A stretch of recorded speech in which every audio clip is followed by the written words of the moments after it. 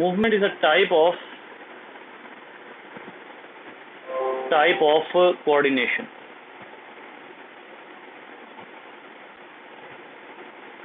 जी एक मिनट ठहरिएगा, थोड़ा सा यहाँ पे जो है वो इशू आ रहा है, ये नया सॉफ्टवेयर है इसलिए थोड़ा सा इशू आएगा जी। So movement is a type of coordination, और कोऑर्डिनेशन में आपको अच्छे तरीके से पता है तीन चीजें होती हैं। एक चीज होती है स्टिमुलस, दूसरा होता है कोऑर्डिनेटर, और तीसरा होता है रिस्पॉन्स। ठीक है, और मैंने आप लोगों को ये बात कल भी बताई थी कि जो रिस्पॉन्स होता है उसमें जो नोट करने की चीज होती है वो ये होती है कि response is always result of A stimulus. ठीक है, तो अब देखिए मूवमेंट जो है ना, इस हवाले से एक बात आप लोग याद रखिएगा, अगर मूवमेंट में जगह रिप्लेस नहीं हो रही, पहली बात ये कि अगर जगह रिप्लेस नहीं हो रही तो वो क्या है, वो मूवमेंट है। लेकिन मूवमेंट भी हमेशा हमेशा किसी भी ऑर्गेनिज्म को, प्लांट वगैरह को मूव करने की जरूरत नहीं है until and unless there is some stimulus from external environment। जब तक कोई एक्सटर्नल एनवायरनमेंट से स्टिमुलस नहीं आ रहा तब तक मूव करने की जरूरत किसी ऑर्गेनिज्म को नहीं है। इसका मतलब क्या हुआ, इसका मतलब ये हुआ कि मूवमेंट में ये चीज अंडरस्टूड है, ये चीज लाजमी मौजूद है, और वो क्या है कि इसमें जो है वो स्टिमुलस लाजमी मौजूद होगा। अब वो स्टिमुलस जो है वो इंटरनल हो या वो स्टिमुलस एक्सटर्नल हो, कुछ भी हो, ठीक है, लेकिन मूवमेंट इसी नतीजे में होगी। अच्छा, इसमें एक और बात आपको बताता हूं, चाहे वो सेल की मूवमेंट हो, सिंगल सेल की मूवमेंट हो, या वो पूरे ऑर्गेनिज्म की मूवमेंट हो, किसी की भी मूवमेंट जो है वो किसी न किसी स्टिमुलस को फॉलो करती है। तो इसका क्या मतलब हुआ कि अगर हमने किसी भी ऑब्जेक्ट ने मूव करना है तो वो किसी न किसी स्टिमुलस का मोहताज है, खासतौर पे प्लांट। ठीक है, तो सबसे पहली बात यह है कि प्लांट तब तक मूव नहीं करेगा, इस रूल को अपने जहनों में बिठा लें, plants will never move until they get A stimulus. खत्म होगी बात, ये बात यहां पर खत्म हो जाती है। इसका मतलब है कि जितनी मूवमेंट्स आपने आगे पढ़नी है उन सब मूवमेंट्स में कोई ना कोई स्टिमुलस लाजमी इन्वॉल्व है, ये बात जो है ये खत्म हो गई। ठीक है, अब कोऑर्डिनेटर की बात आती है। प्लांट के पास ना ब्रेन होता है, ना स्पाइनल कॉर्ड होती है, ना न्यूरॉन्स होते हैं, तो फिर प्लांट जो है वो कोऑर्डिनेट कैसे करते हैं? तो अब आइए इस पॉइंट पर। प्लांट की कोऑर्डिनेशन होती है बाय सेल, और आपको पता है मैंने आपको खैर नहीं बताया हुआ, लेकिन प्लांट आपस में कैसे कोऑर्डिनेट करते हैं, दरमियान में कोई ना कोई केमिकल इन्वॉल्व होना चाहिए प्लांट के सेल जो है ना, वरना प्लांट मूव ही ना कर सके। प्लांट के सेल किसी ना किसी केमिकल के इन्फ्लुएंस के अंडर जो है वो मूव करते हैं। तो इसका मतलब ये हुआ कि प्लांट में कोऑर्डिनेटर कौन है? प्लांट में कोऑर्डिनेटर है सेल। और रिस्पॉन्स भी कौन दे रहा है? रिस्पॉन्स भी प्लांट्स में सेल ही दे रहे हैं। तो अब आइए, इसका मतलब ये हुआ कि ये पूरी मूवमेंट जो है वो किसके ऊपर, किसके रूल के ऊपर खड़ी हुई है? ये पूरी पूरी की पूरी मूवमेंट जो है ये कोऑर्डिनेशन के रूल पर खड़ी हुई है। अब हम बगैर कोऑर्डिनेशन को समझे मूवमेंट्स को नहीं समझ सकते। ठीक है, अब यहाँ पे दो तरह की मूवमेंट्स आपको जो है वो मिलती है, एक होती है ऑटोनॉमिक मूवमेंट, दूसरी होती है पैराटोनिक मूवमेंट। ठीक है, ऑटोनॉमिक और पैराटोनिक मूवमेंट्स मैंने आप लोगों को कल भी बताया था कि ये एक ऐसी डिवीजन है जिसके हवाले से जो बुक ऑथर्स हैं, मैं समझता हूँ उनसे एक कोई ना कोई ब्लंडर लगा है, जिसकी वजह से ये एक जो है ना डिवीजन इन्होंने इस तरह से क्लासिफाई किया हुआ है प्लांट की मूवमेंट्स को। लेकिन चलें, हमने पढ़ना है। ठीक है, ऑटोनॉमिक मूवमेंट्स और पैराटोनिक मूवमेंट्स को मैं अपने लिहाज से डिवाइड करता हूँ। ठीक है, एक जो ऑटोनॉमिक मूवमेंट्स होती हैं ये वो मूवमेंट है which can not be seen. ये आमतौर पर कौन सी मूवमेंट्स होती हैं? सेलुलर मूवमेंट्स, सेल की मूवमेंट्स होती हैं। ठीक है, जो पैराटोनिक होती हैं, पैराटोनिक मूवमेंट्स होती हैं, इसमें आप इनको देख सकते हैं, can be seen. For example, यहां पर आपको ये, जैसे मैं कहता हूं प्लांट बॉडी जब मूव करती है तो वो पैराटोनिक मूवमेंट है। अब आपको इस बात का अंदाजा हो जाना चाहिए कि क्या प्लांट बॉडी, क्वेश्चन का आंसर कीजिएगा, क्या प्लांट बॉडी बगैर सेल के मूव कर सकती है? जी बच्चे, क्या प्लांट बॉडी बगैर सेल के मूव कर सकती है?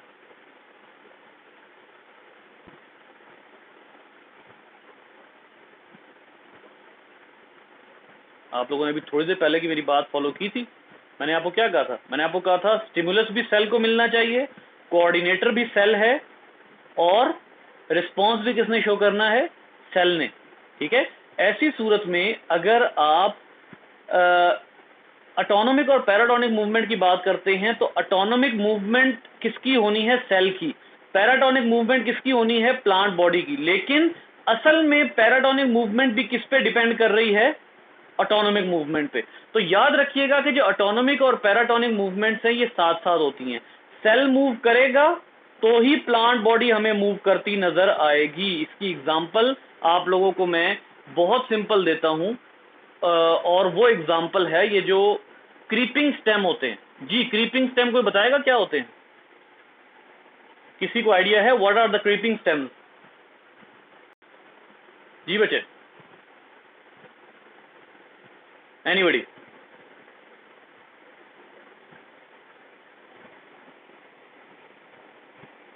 हाँ भाई, होश में है। क्रीपिंग स्टेम क्या होते हैं यार? ये जो बेलें नहीं होती, ये जो बेलें दीवार पे चढ़ती हैं, अब जरा गौर करें उस बेल को कैसे पता लगता है। मैं अब आपको जरा इसको इस तरीके से समझाता हूं, उस बेल को कैसे पता लगता है कि दीवार पे चढ़ना है।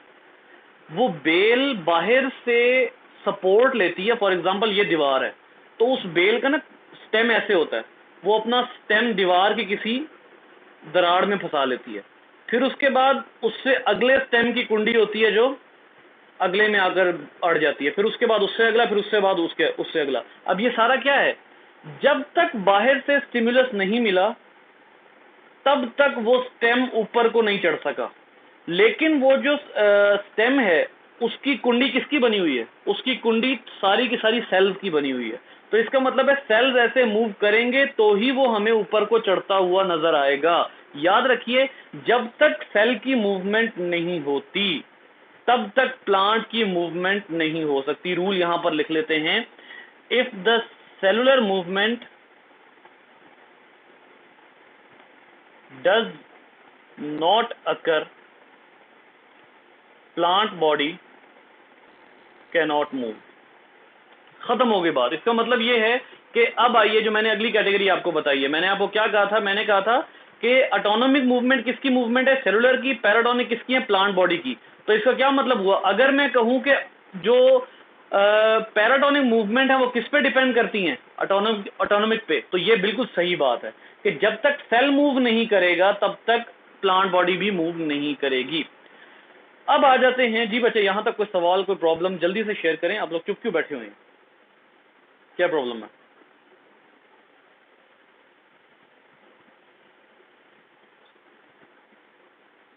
जी, खैरियत है?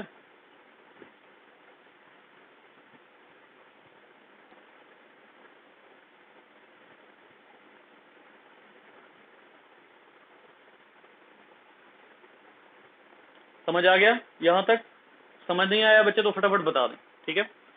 अच्छा, इसके बाद ओके ओके ओके, ठीक है।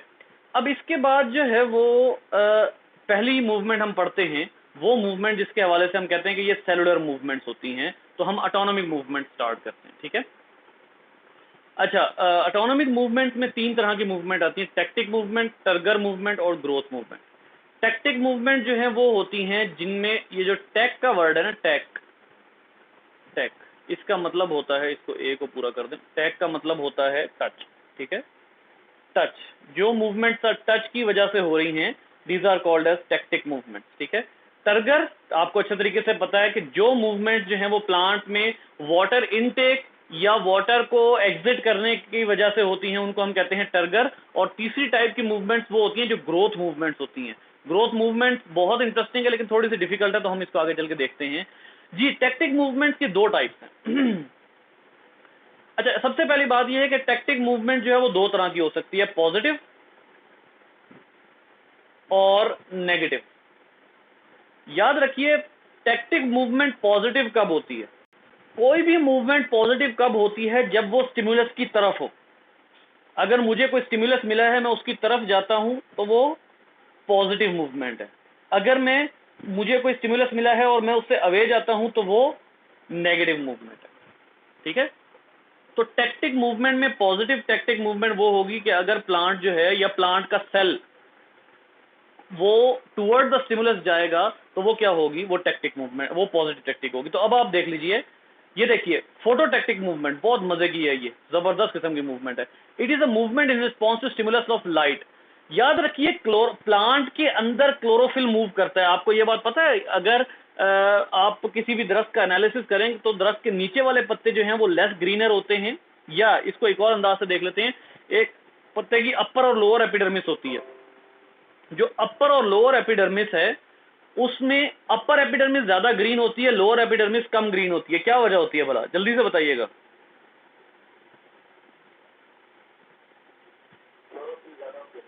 ऊपर की साइड पर क्लोरोफिल ज्यादा होती है, इसका मतलब है क्लोरोफिल वाले ज्यादातर यानी मिजोफिल सेल्स ऊपर को ज्यादा आए होते हैं ताकि ज्यादा से ज्यादा लाइट को रिसीव कर सके। ऐसी मूवमेंट जिसमें या सेल का क्लोरोप्लास्ट लाइट की तरफ मूव करता है उसको आप कहते हैं टैक्टिक मूवमेंट। मैं दोबारा बता रहा हूं, ऐसी मूवमेंट जिसमें सेल पूरा, या फिर देखें the movement may be toward the source और away from the source.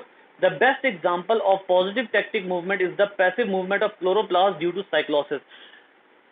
Cytoplasmic movement की वजह से जो क्लोरोप्लास्ट है वो लाइट की तरफ मूव करता है, तो ऐसी मूवमेंट को आप क्या कहते हैं, पॉजिटिव टैक्टिक मूवमेंट। क्लोरोप्लास्ट जो है वो लाइट की तरफ मूव करता है। इसकी बहुत ही जबरदस्त किस्म की डिपिक्शन मैं आपको दिखाता हूं जी। ये आपको वीडियो नजर आनी चाहिए जी, ये आपको वीडियो शो हो रही है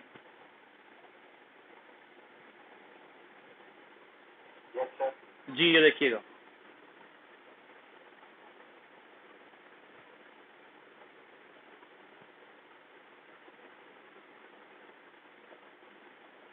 ये क्लोरोप्लास्ट है जो प्लांट में मूव कर रहे हैं। आप चेक करें कैसी खूबसूरत मूवमेंट है, इस कदर स्मूथ स्ट्रीमिंग मूवमेंट जो है वो उसमें हो रही है। तो ये क्या बता रहा है आपको, ये आपको ये बता रहा है कि जो क्लोरोप्लास्ट है वो मूव कर सकता है। और यहां पे हमारी बुक का कॉन्सेप्ट हमें क्या बता रहा है कि जो क्लोरोप्लास्ट है it can move by the stimulus of light. अब जो भी cell away from the light जाएगा वो नेगेटिव फोटोटैक्टिक होगी, और जो टुवर्ड्स द लाइट जाएगा वो पॉजिटिव होगी। इसी तरह कीमोटैक्टिक मूवमेंट, देखिए टैक्टिक मूवमेंट में कीमोटैक्टिक मूवमेंट आ रही है। कीमोटैक्टिक मूवमेंट क्या होती है, देखिए एक अदद यहां पर जो एग्जांपल दी हुई है उसको हम जो है वो पढ़ लेते हैं। एक हमारे पास होता है एग, ये जो एग होता है इसको आकर फर्टिलाइज करना होता है स्पर्म ने फर्टिलाइज करना है। स्पर्म जो है वो इसके टुवर्ड्स मूव करता है, और स्पर्म मूव करते हुए स्पर्म एग की तरफ हरगिज मूव नहीं कर सकता किसी भी ऑर्गेनिज्म में, किसी भी ऑर्गेनिज्म में, चाहे वो ह्यूमन ही क्यों ना हो, चाहे वो ह्यूमन ही क्यों ना हो, स्पर्म तब तक एग की तरफ मूव नहीं कर सकता जब तक एग से खास किस्म के केमिकल ना रिलीज हो रहे हों। यानी स्पर्म एक्चुअली एग को फॉलो नहीं करता बल्कि उसके रिलीज किए हुए केमिकल्स को फॉलो करता है, और केमिकल्स को फॉलो करता हुआ एग तक पहुंचता है। This is egg. तो ये जो मूवमेंट होती है जिसमें केमिकल का टच फील किया जाता है, वहां कौन सा टच था, वहां था सेल। अब देखिए स्पर्म में तो सेल है ना, स्पर्म में तो एक अदद सेल है, ठीक है। तो अगर जो स्पर्म है वो फॉलो कर रहा है टच ऑफ केमिकल को तो वो कीमोटैक्टिक होगा, ठीक है। इसी तरीके से अगर फोटोटैक्टिक है तो वो टच ऑफ लाइट है जी। एक minute, passive movement of chloroplast का क्या मतलब है? पैसिव मूवमेंट ऑफ क्लोरोप्लास्ट का मतलब ये है कि जब क्लोरोप्लास्ट जो है वो बगैर एनर्जी यूज किए, पैसिव मूवमेंट का मतलब ये होता है कि आप किसी भी चीज को बगैर एनर्जी यूज किए मूव करते हैं तो उसको पैसिव मूवमेंट कहते हैं। ये जो मूवमेंट होती है ना इसमें एनर्जी यूज नहीं होती। ये साइटोप्लाज्म, देखें अभी उसने क्या बात की है, इधर देखिएगा, वो कह रहा है due to streaming movement positive passive movement of chloroplast due to cyclosis. Chloroplast खुद मूव नहीं कर रहा, this movement helps the chloroplast to absorb maximum light for CO2 fixation. Chloroplast खुद मूव नहीं कर रहा बल्कि किसकी वजह से मूव कर रहा है, साइक्लोसिस की वजह से। और साइक्लोसिस क्लोरोप्लास्ट की मूवमेंट नहीं है बच्चे, साइक्लोसिस किसकी मूवमेंट है, साइक्लोसिस सेल के साइटोप्लाज्म की मूवमेंट है। तो जो पैसिव मूवमेंट ऑफ क्लोरोप्लास्ट है, इसका मतलब ही ये है कि एक्चुअली जो क्लोरोप्लास्ट है, its movement is under the influence of cytoplasm of cell, not cytoplasm is not moved by using the energy. तो इस वजह से आप इसको पैसिव मूवमेंट कहते हैं। जी बेटा, कीमोटैक्टिक मूवमेंट समझ आ गया? अच्छा, कीमोटैक्टिक मूवमेंट सिर्फ प्लांट नहीं करते, बहुत से और ऑर्गेनिज्म करते हैं, लेकिन यहां पर इन्होंने सिर्फ कीमोटैक्टिक मूवमेंट प्लांट के रेफरेंस से बताई हुई है। अच्छा, एक बात और इस आर्टिकल के बारे में बच्चे ध्यान में रखिएगा, और वो क्या है? वो ये है कि these are the movements of whole plant kingdom. ऐसा नहीं है कि अगर ऑटोनॉमिक हो रही हैं तो पैराटोनिक नहीं हो रही, और अगर पैराटोनिक हो रही हैं तो ऑटोनॉमिक नहीं हो रही। दोनों की दोनों बैक वक्त भी हो सकती हैं। अभी हमने क्या बात की? अभी हमने कहा कि प्लांट के सेल लाइट को फॉलो करते हुए किधर जा सकते हैं? लाइट के करीब जा सकते हैं, अपर एपिडर्मिस पे। अब अगर पत्ता अपना रुख लाइट की तरफ चेंज कर लेता है तो उस टाइम पे ऑटोनॉमिक भी हो रही है और उस टाइम पे पैराटोनिक भी हो रही है, दोनों मूवमेंट्स हो रही हैं। याद रखने की बात जो है वो ये है बच्चे कि असल में ये जो दोनों मूवमेंट्स होती हैं, जरूरी हरगिज नहीं है कि एक टाइम पे अगर एक मूवमेंट हो रही है तो दूसरे टाइम पे दूसरी मूवमेंट होगी, दोनों इकट्ठी नहीं हो सकती। ये बिल्कुल गलत कॉन्सेप्ट है, दोनों मूवमेंट इकट्ठी होंगी। और हमने अभी क्या कहा है, ऑटोनॉमिक वो हैं जो सेल की वजह से होती हैं, और पैराटोनिक वो हैं जो कि ऑर्गन मूव करता हुआ हमें नजर आता है। ठीक है, तो ये फर्क जानना बहुत जरूरी है कि ये एक तो होल प्लांट किंगडम की मूवमेंट है, पहली बात, ये होल प्लांट किंगडम की मूवमेंट्स हैं। दूसरा, दोनों इकट्ठी भी हो सकती हैं, ऐसा नहीं है कि एक प्लांट ऑटोनॉमिक कर रहा है तो पैराटोनिक नहीं कर रहा। ठीक है, अब आइए नेक्स्ट पे। जी, पिछले पिछले से कोई सवाल है तो जल्दी से बताइए।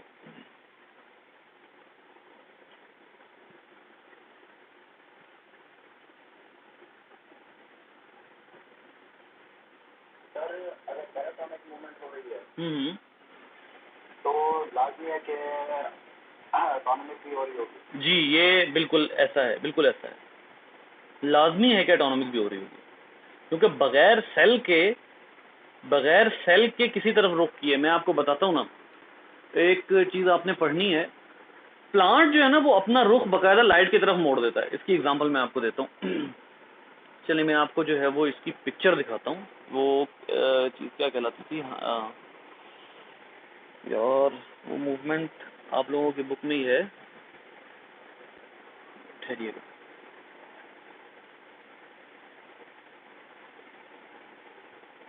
इसमें नहीं आने, ये है आगे अगले चैप्टर में ना, हाँ एट्यूलेशन, ठीक है, याद आ गया मुझे, पूरी याद आ गया जी। वो मैं अब आपको दिखाता हूँ, वो ना बड़ा ज़बरदस्त फिनोमिना है। ये आपकी बात का जवाब उसी में, इसलिए मैं इतनी देर लगा रहा हूँ। ये देखिएगा,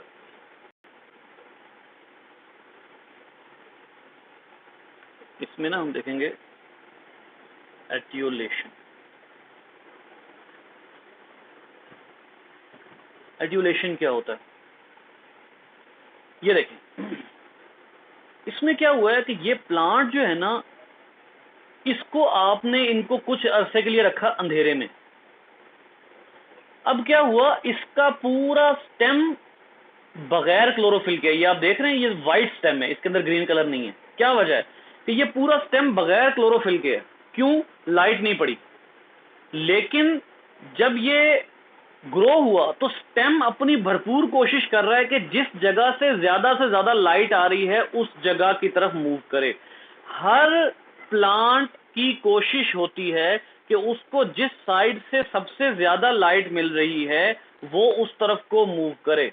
ये देखिए, ये देखिए, अब इन पौधों को किसी ऐसे एनवायरनमेंट में रखा गया है जहां से आने वाली लाइट जो है वो इनके राइट से आ रही थी, यानी हमारे लेफ्ट से, हमें इस लेफ्ट पे नजर आ रहा है। तो इसका मतलब ये हुआ कि अगर इस प्लांट का स्टेम इस तरफ को झुक गया है तो इसका मतलब है इसके सेल किस तरफ को मूव कर गए हैं, जहां से लाइट आ रही है। यहां से मेरा ख्याल आपको मेरा जवाब मिल जाना चाहिए कि सेल हमेशा, जब तक सेल मूव नहीं करेगा तब तक ये जो प्लांट बॉडी है ये मूव नहीं करेगी। अच्छा, अब मैं आपको एक और बात बताता हूं।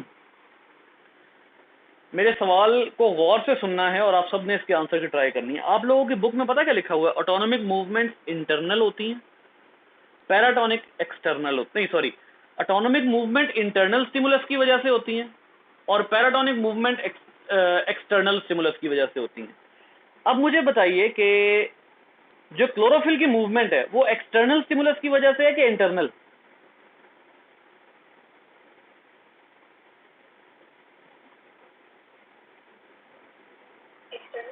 एक्सटर्नल। इसका मतलब क्या है कि एक स्टिमुलस है जो बाहर से आ रहा है, वो अंदर के सेल पर भी असरअंदाज होता है और उन्हीं सेल का रिस्पांस हमें बाहर शो होता है। याद रखिए, हमें प्लांट की कोई चीज तब तक शो नहीं हो सकती जब तक उस चीज को सेल रिसीव नहीं कर रहे। तो याद रखिएगा, मैंने ये डिवीजन अपने लिहाज से डिवाइड की हुई है। अगर मैं आपको आपकी बुक का बताता हूं तो आपकी बुक मेरे से बिल्कुल ऑपोजिट बात कर रही है। ये देखें, यहाँ पर मैं जो है वो आपको बताता हूँ। Autonomic movement are spontaneous movement due to internal causes, whereas paratonic movements are due to external causes. अब लाइट इंटरनल कॉज तो नहीं है, लाइट तो एक्सटर्नल कॉज है। इसका क्या मतलब है कि अगर आप ऑटोनॉमिक को कहते हैं कि वो सिर्फ अंदर की वजह से हो रही है तो ये गलत हो जाएगा। क्लोरोफिल की मूवमेंट सिर्फ जो है वो इंटरनल की वजह से तो नहीं है, वो तो एक्सटर्नल की वजह से। फिर इसी तरीके से स्पर्म का मूव करना एग की तरफ, वो कौन सी मूवमेंट है? स्टिमुलस कहां से आ रहा है? वो स्टिमुलस आ रहा है बाहर से। तो फिर आप ऑटोनॉमिक और पैराटोनिक को मैं किस में डिवाइड करता हूं? मैं इसमें डिवाइड किया करता हूं कि जो मूवमेंट आपको सेलुलर लेवल पर होती है वो ऑटोनॉमिक होती है, और जो मूवमेंट आपको प्लांट की नजर आती है बाहर से ऑर्गेनिज्मिक लेवल पर होती है वो पैराटोनिक है। इस आर्टिकल को समझने का वाहिद जरिया यही है। वरना अगर आप एक्चुअली इंटरनल कॉजेज और एक्सटर्नल कॉजेज की वजह से जाएंगे तो फिर तो भाई जो कॉजेज हैं वो आप इसको सही तरीके से डिवाइड नहीं कर सकते, क्योंकि एक प्लांट के अंदर जब तक इंटरनल चेंज नहीं आएगा तब तक एक्सटर्नल चेंज भी नहीं आएगा। तो ऑटोनॉमिक और पैराटोनिक मूवमेंट को सेपरेट करना पॉसिबल नहीं होगा। ठीक है, इसीलिए मैंने आपको कहा है कि ऑटोनॉमिक और पैराटोनिक को सेपरेट करें भी ना। ऑटोनॉमिक होगी तो पैराटोनिक होगी, ये दोनों मूवमेंट्स इकट्ठी इकट्ठी होती हैं। टॉपिक को जरा जो है वो हल्का करते हैं, टॉपिक हैवी हो गया जी। आपका अगला क्वेश्चन जी जरा बोलिएगा जल्दी से, क्योंकि हम जो है वो फिर आगे चलें। शोएब, आपके क्वेश्चन आंसर। जी जी सर, फिर लीड तो हमें नजर आता है कि इसमें चेंज आया है, ठीक है। तो फिर सर ये ऑटोनॉमिक होगी या पैराटोनिक? हमें लीप नजर आ रहा है, इसमें चेंज आया है, ऑब्वियसली ये पैराटोनिक है, लेकिन वो किसकी वजह से हुआ है? क्लोरोप्लास्ट किसमें है? सेल में। हाँ, तो इसका मतलब क्या हुआ कि ऑटोनॉमिक होगी तो पैराटोनिक नजर आएगी हमें। ठीक है, तो ये बुनियादी तौर पे जो अंदर की मूवमेंट्स हैं वही सारी बाहर की कर रही हैं। इसीलिए मैं आपको शुरू से तीसरी बार ये अपना जुमला रिपीट कर रहा हूं कि ऑटोनॉमिक और पैराटोनिक इकट्ठी होती हैं, इनको सेपरेट करने का तो कोई नहीं बनता था, लेकिन अब मजबूरी है। ठीक है जी, अगला क्वेश्चन, नहीं तो आगे चलें जल्दी से हरी अप।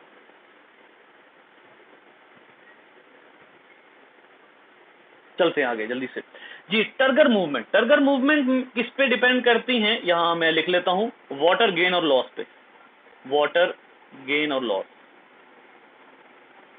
अच्छा, अब इसमें आप देखिएगा कि आपको अच्छे तरीके से पता है कि जब प्लांट में से वाटर लॉस हो जाए, तो जब प्लांट वाटर गेन करता है तो वो क्या हो जाता है? टर्जिड। और लॉस कर दे तो क्या हो जाता है? लॉस कर दे तो क्या हो जाता है? No no no no no no no, उस कंडीशन को क्या कहते हैं? हाइपरटोनिक। चलो ठीक है, लेकिन उस कंडीशन को क्या कहते हैं? उस कंडीशन को कहते हैं मुरझा जाना उर्दू में, और इंग्लिश में आप कहते हैं उसको विल्टिंग। जब प्लांट सही इरेक्ट पोज में जो है वो अपना जगह मौजूद होता है तो उसको आप कहते हैं टर्जिड प्लांट है, और जब उसमें से वाटर रिलीज हो जाता है तो वहां वो विल्ट हो जाता है, यानी कि वो मुरझा जाता है, प्लांट मुरझा जाता है वाटर लॉस की, उसको विल्ट कहते हैं। अब इसको भी साइंटिस्ट ने मूवमेंट में शुमार किया हुआ। मैंने इसीलिए आपको कहा था कि movement is just like coordination. Stimulus, coordinator, response. Stimulus क्या था? Water gain. कोऑर्डिनेटर यानी सेल फूल गया। रिस्पॉन्स क्या शो हुआ? प्लांट बिल्कुल इरेक्ट पोज में। स्टिमुलस क्या है? Water loss. कोऑर्डिनेटर, सेल सुकड़ गया। रिस्पॉन्स क्या हुआ? मुरझा गया प्लांट। तो movement is just like the coordination. जब तक स्टिमुलस नहीं है तब तक मूवमेंट नहीं हो सकती। ठीक है, अब आइए इस बात के ऊपर अब मैं आपको जो है वो टर्गर मूवमेंट बताता हूँ। स्लीप मूवमेंट, अच्छा ये बड़ा जबरदस्त फिनोमिना है। इसमें जो, अच्छा इसमें स्टिमुलस कौन सा, जरा सोचें।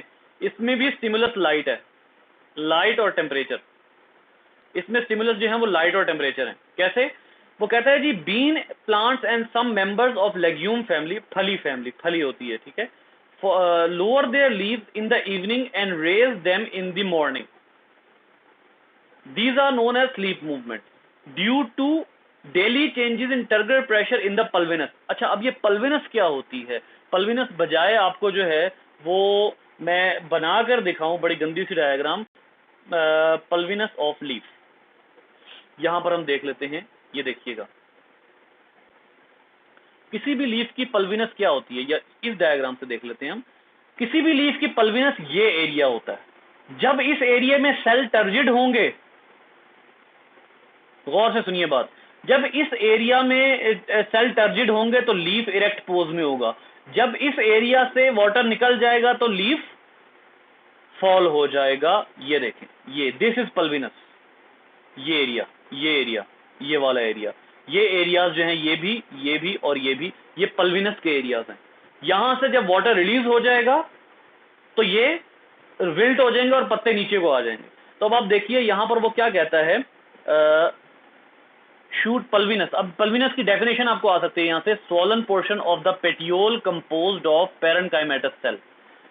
अच्छा इसका स्टिमुलस कौन हो सकता है? अब देखिए शाम के टाइम में अगर ये जो पत्ते हैं ये शाम के टाइम में ढलक जाते हैं, इनकी मूवमेंट नीचे को हो जाती है, तो इसका स्टिमुलस क्या होगा? या शाम का टेम्परेचर, या फिर क्या हो सकता है दूसरा, लाइट। ठीक है, तो स्टिमुलस तो अभी भी एक्सटर्नल है, कॉज तो अभी भी एक्सटर्नल है, ठीक है, लेकिन मूवमेंट कहां हुई है?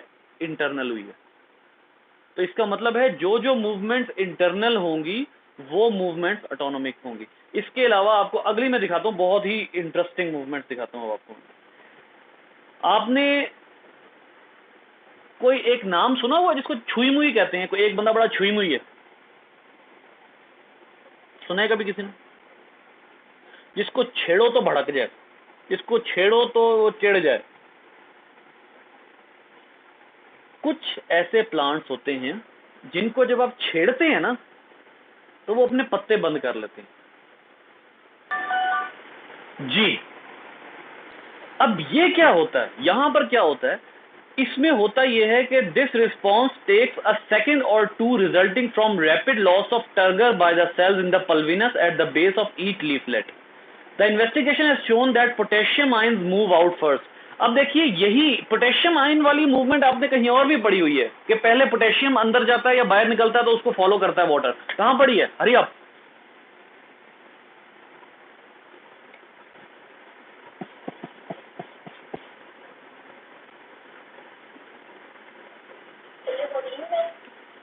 कहां पे, कहां पे? जी 14th चैप्टर में आपने इन्फ्लक्स ऑफ के पॉजिटिव आयंस और उससे स्टोमेटा ओपन होते हैं। याद रखिए जब पोटेशियम सेल के अंदर जाएगा तो उसको वाटर फॉलो करेगा, जितना वाटर अंदर जाएगा उतना ही वो सेल स्वेल करेगा, स्वेल करेगा तो वो लीफ अपनी पोजीशन में वापस आ जाएंगे। अब उन लीफ के बंद होने का क्या पर्पस है कि जैसे ही उसको टच किया जाएगा पोटेशियम आयन उस टच को रिसीव करते ही बाहर जाएंगे सेल से, और उनको कौन फॉलो करेगा? वाटर। जैसे ही वाटर उनको फॉलो करेगा टर्गर प्रेशर लूज होगा और पत्ते बंद हो जाएंगे। तो टर्गर प्रेशर लूज और गेन होने की वजह से जो मूवमेंट्स होती हैं उनको हम कौन सी मूवमेंट कहते हैं? Turgor movement. क्लियर हो गया? चलो जी, काफी है, मुझे नहीं अंदाजा था। मूवमेंट ऑफ लीफलेट्स जो है वो हमने पढ़ी हैं अभी। मुझे नहीं अंदाजा था कि हम लोग इतना स्लो जाएंगे, लेकिन बहरहाल ये आर्टिकल टाइम लेता है।